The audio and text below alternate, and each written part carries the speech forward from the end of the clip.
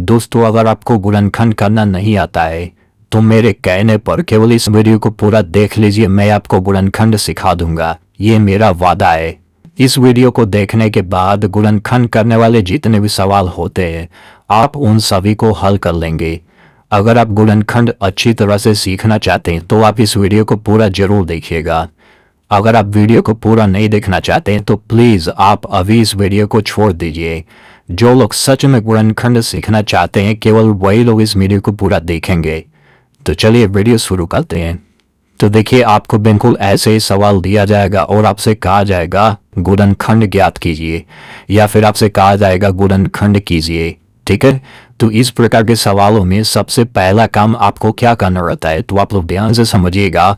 सबसे पहला काम आपको ये करना होगा कि एक्स स्क्वायर के पहले जो संख्या दिया रहता है इसका गुणा आपको अंतिम संख्या में करना रहता है। सबसे पहला काम तो यही होता है। तो 3 का 8 में गुणा करेंगे कितना आएगा, 3 का 8 में गुणा करेंगे तो ये आपका आ जाता है 24। ठीक है ना, यहाँ पे 24। तो सबसे पहले आपको गुणा कर लेना है। अब गुणा करने के बाद आपको ऐसी दो संख्या खोजना है जिनका गुणा करें तो 24 आ जाए, और उन दोनों संख्याओं को घटाने पर ये बीच वाला 10 आना चाहिए। अंतिम संख्या के पहले अगर माइनस है तो उन दोनों संख्याओं को घटा करके 10 लाना रहेगा। अगर यहाँ पे प्लस है तो जोड़ करके 10 लाना रहेगा। मतलब अभी यहाँ पे इस चिन्ह को भूल जाइए, माइनस प्लस, केवल ये लाना रहेगा एक्स के पहले वाला। ठीक है, एक बार फिर से सुन लीजिए। सबसे पहले हम लोग इन दोनों का गुणा कर लेंगे। गुणा करने के बाद जो यहाँ पे आएगा, फिर आपको ऐसी दो संख्या खोजना है जिनका गुणा करें तो इतना ही आना चाहिए गुणा करने पर। फिर उन दोनों संख्याओं को घटाने पर ये बीच वाला आना चाहिए। तो सबसे पहले आप लोग उन दोनों संख्याओं को खोजिए। तो कैसे खोजेंगे, देखिए 8 हो गया, 3 हो गया। इन दोनों संख्याओं का हम लोग गुणा करेंगे तो 24 आ जाएगा, लेकिन 8 में से 3 घटाएंगे तो 5 आएगा, लेकिन हमें तो 10 चाहिए। तो अब हम लोग दूसरा संख्या खोजेंगे। तो आप लोग ध्यान से देखिए, 12 और 2, 12 2 का गुणा करेंगे तो 24 आ जाएगा, और 12 में से 2 को घटाएंगे तो 10 आ जाएगा। यानी कि हम लोग जिन दोनों संख्याओं को खोज रहे थे वे दोनों संख्या 12 और 2 है। ठीक है, तो सबसे पहले तो आपको उन दोनों संख्याओं को खोज लेना है। तो हमने 12 और 2 उन दोनों संख्याओं को खोज लिया है। अब इसके बाद हम लोग क्या करते हैं वो आप लोग ध्यान से समझिएगा। अब हम लोग क्या करेंगे, इन दोनों संख्याओं को यहाँ पे लिखेंगे 12 और 2। ठीक है, अब क्या करेंगे, इनके पहले प्लस प्लस का चिन्ह लगाइए और इसको हल करिए। तो इसको हल करेंगे तो कितना आएगा, ये आपका आ जाएगा +14। ठीक है, तो आपको इन दोनों संख्याओं को लेकर के इनके पहले अलग अलग प्लस माइनस माइनस प्लस इस तरह से चिन्ह लगा करके हल करना है। और हल करके यहाँ पे जो है ना आपको -10 लाना है। मतलब यहाँ पे जो संख्या रहेगा अब आपको ये चिन्ह सहित यहाँ पे लाना रहेगा, यहाँ पे। ठीक है ना, तो अगर यहाँ पे -10 है तो हमें इन दोनों को हल करके यहाँ पे -10 लाना रहेगा। अगर यहाँ पे +10 रहता तो हमें यहाँ पे +10 लाना रहता। ठीक है, तो 12 तो हमने चेक किया तो +14 आ रहा है, लेकिन हमें तो -10 चाहिए। तो अब हम क्या करेंगे, 12 और 2 लिखिए। अब हम माइनस माइनस का चिन्ह लाएंगे। तो इसको जब हल करेंगे तो ये आपका आ जाएगा -14, लेकिन हमें तो -10 चाहिए। ठीक है, फिर हम क्या करेंगे, 12 2 लिखिए। अब आप प्लस और माइनस लगाइए।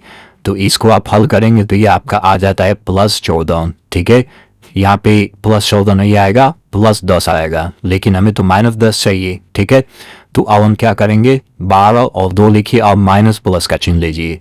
तो जब आप इसको हल करेंगे ना तो इसको हल करने पर आपका आएगा -10। अब आप देख सकते हैं हमें -10 चाहिए था और -10 आ गया है। ठीक है, तो बिल्कुल आप लोग इसी तरीके से चेक करिएगा। तो यहाँ पे देखिए मैंने 4 प्रकार से चेक किया है। तो हो सकता है कि दूसरे सवाल में जो आप ऐसे निकालें तो हो सकता है दूसरे स्टेप में भी आ सकता है, तीसरे में भी आ सकता है, पहले स्टेप में भी आ सकता है। ठीक है, तो ऐसे ही आपको 4 बार चेक कर लेना है, केवल 4 ही बार चेक करना रहता है। एक बार प्लस प्लस, एक बार माइनस माइनस, एक बार प्लस माइनस, एक बार माइनस प्लस। ठीक है, तो अगर आपको ये हल करने का तरीका नहीं पता है तो मैंने इस पर एक वीडियो बनाया है, उसका लिंक मैं यहाँ पे दे दूंगा। तो देखिए, सबसे पहले आपको दोनों संख्या खोज लेना है। खोजने के बाद ऐसे हल करके ये बीच वाला लाना है। तो देखिए -10 आ चुका है। अब हम लोग इसका यूज करेंगे। अब किस प्रकार से यूज करेंगे वो आप लोग समझिए। तो अब हम लोग क्या करेंगे, यहाँ पे पहला वाला जो पद है इसको उतार लेंगे, पहला पद ये रहा, ये अंतिम पद उतार लेंगे। ठीक है, बीच में जो है ना हम लोग ये लिखेंगे, क्योंकि यहाँ पर -10 आया है तो हम लोग इसका यूज करेंगे, लेकिन इन दोनों के बाद x लगा देंगे, यहाँ पे x लगाइए, यहाँ पे x। अब ये सेम उतार करके आप लिखिए, -12x हो जाएगा प्लस 2x। ठीक है, इतना हमने लिख लिया। अब इसके बाद देखिए, एक पद हो गया, दो पद हो गया, तीन पद हो गया, चार पद। तो इस तरह से करेंगे तो चार पद हो जाएगा। अब आपको क्या करना है, चारों पदों का विस्तार रूप लिखना है। तो अब ये विस्तार रूप कैसे लिखेंगे वो भी आप ध्यान से समझिए। तो सबसे पहले 3x² का विस्तार रूप लिखेंगे। तो यहाँ पे 3x² हो गया, इसका आप लोग विस्तार रूप लिखिए। ठीक है, तो इसमें जो संख्या रहता है ना उसका हम अभाज्य गुणनखंड करते हैं। तो 3 का अभाज्य गुणनखंड करिए, 3 एकम 3, तो 3 का 3 ही रहेगा, तो यहाँ पे 3 लिखिए। फिर गुणा, x पर 2 घात है तो x का 2 बार गुणा करिए। अगर x पर 3 घात रहता तो x का 3 बार गुणा करेंगे। तो 3x² का विस्तार रूप ये हो गया। ठीक है, इसी तरीके से 12x का विस्तार रूप लिखिए। तो यहाँ पे ये हो जाएगा 12x बराबर, अब देखिए इसमें संख्या 12 है तो 12 का अभाज्य गुणनखंड करिए, मतलब जो संख्या मिल जाएगा उसका अभाज्य गुणनखंड कर लेना है। तो 12 का करेंगे तो 2 छके 12, मतलब 12 का अभाज्य गुणनखंड कर रहे हैं हम लोग। 2 3 6, 3 एकम 3, तो 12 का अभाज्य गुणनखंड ये हो गया। तो इन सब का गुणा कर लीजिए, 2 गुणा 2 गुणा 3, इन सब का गुणा कर लेना है। इन सब का गुणा करेंगे तो 12 आ जाएगा। फिर यहाँ पे लिखे गुणा x। ठीक है, तो 12x का विस्तार रूप ये हो गया। अब इसी तरीके से 2x का विस्तार रूप लिखिए। तो 2x का विस्तार रूप हो जाएगा, 2 का अभाज्य गुणनखंड 2 ही रहेगा। इस तरह से करेंगे तो यहाँ पे x हो जाएगा।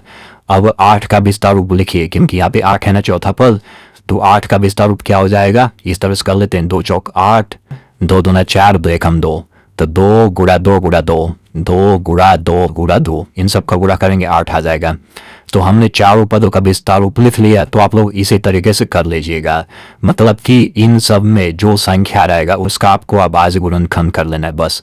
अब हम क्या करेंगे, यहाँ पे 3x² के जगह पे हम ये लिख देंगे विस्तार वाला रूप। तो ये हो जाएगा 3 गुणा x, माइनस है तो माइनस लिखिए। अब 12x के जगह पे ये लिख दीजिए, 2 गुणा 2 गुणा 3 गुणा x, प्लस है प्लस लिखिए। यहाँ पे 2x के जगह पे क्या लिखेंगे, ये लिखेंगे 2 गुणा x। ठीक है, या माइनस है माइनस लिखिए। अब 8 है तो 8 के जगह पे लिख दीजिए, 2 गुणा 2 गुणा 2। ठीक है, तो आपको इतना कर लेना। अब इसके बाद क्या करना है, देखिए पहला पद ये, दूसरा पद ये, तीसरा पद ये, चौथा पद ये। अब आपको पहले और दूसरे में से कॉमन लेना रहता है। तो कॉमन क्या होता है, जो दोनों में होता है वही कॉमन होता है। तो इन दोनों में क्या क्या है, देखिए इसमें 3 है, इसमें भी 3 है, तो 3 कॉमन है। इसमें x है, इसमें x है, तो x भी कॉमन है। अब इसके अलावा इन दोनों में कोई भी मैच नहीं कर रहा है, तो 3 और x कॉमन हो गया। तो जो कॉमन होता है ना वही कोष्टक के बाहर होता है। तो 3 गुणा x कॉमन है, तो 3x, इनका गुणा करेंगे तो 3x आ जाएगा, तो ये कोष्टक के बाहर हो जाएगा। मतलब जो कॉमन होता है वो कोष्टक के बाहर होता है। अब यहाँ पे x है तो x लिखिए, माइनस है माइनस लिखिए। 2 गुणा 2 ये कॉमन नहीं था, तो 2 गुणा 2 बचा है, तो मतलब कि 4 बचा है। ठीक है, तो अब तो इन दोनों का काम खत्म हो गया। इन दोनों के जगह हमने ये लिख दिया। अब इसमें देखिए इन दोनों में क्या क्या कॉमन है, तो इन दोनों में देखिए यहाँ पे 2 है, यहाँ पर 2 है।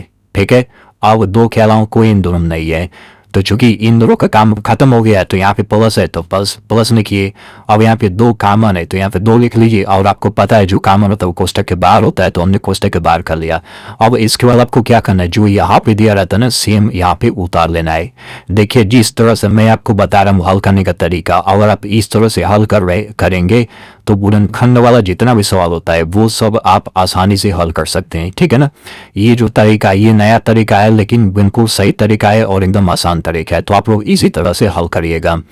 और इसके बाद आपको क्या करना है, देखिए यहाँ पे जो कोष्टक में ना इसको आप लिख लीजिए x-4, और दूसरे कोष्टक में आप लोग क्या लिखेंगे, ये लिखेंगे 3x और इसको लिखेंगे चिन्ह सहित +2।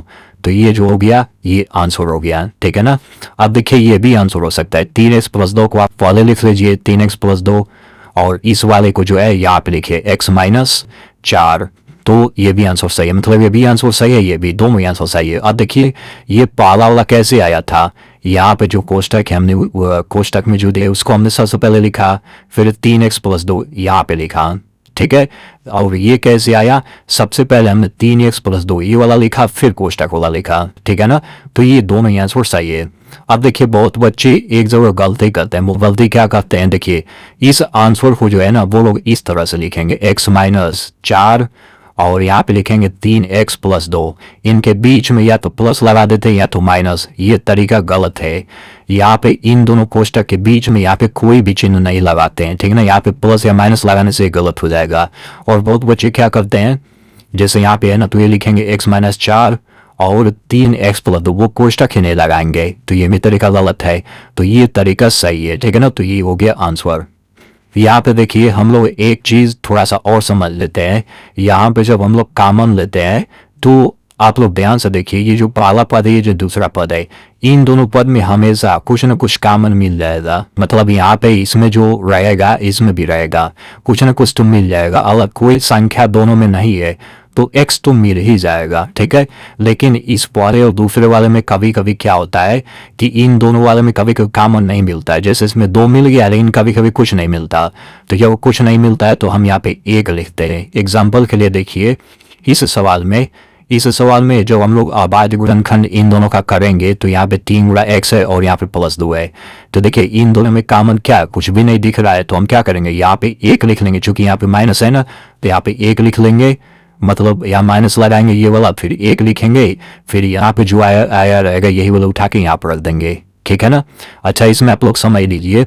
सबसे पहले इसको कैसे हल करेंगे, चूंकि माइनस प्लस है इसको भी समझ लेंगे तो काफी सही रहेगा, गलती नहीं होगा। तो देखिए सबसे पहले गुणा करेंगे, 2 9 18 हो गया। अब आपको ऐसी 2 संख्या खोजना है जिनका गुणा करें 18 आ जाए और जोड़ने पर कितना आना चाहिए, 9 आना चाहिए। तो वो दोनों संख्या क्या होगा, वो दोनों संख्या 6 और 3 होगा। देखिए 6 और 3 का गुणा करेंगे 18 आ जाएगा और 6 3 जोड़ेंगे तो 9 आ जाएगा। तो हमने दोनों संख्या खोज लिया। अब हम क्या करेंगे, इनके पहले चिन्ह लगा करके हल करेंगे। तो सबसे पहले प्लस प्लस लगाएंगे, कितना आ जाएगा +9, लेकिन हमें तो -9 चाहिए। तो 6 और 3 लिखे माइनस माइनस का चिन्ह लगाइए, कितना आ जाएगा -9। अब देखिए -9 आ गया है तो हम इसके बाद x लगा करके हमने यहाँ पे लिख दिया।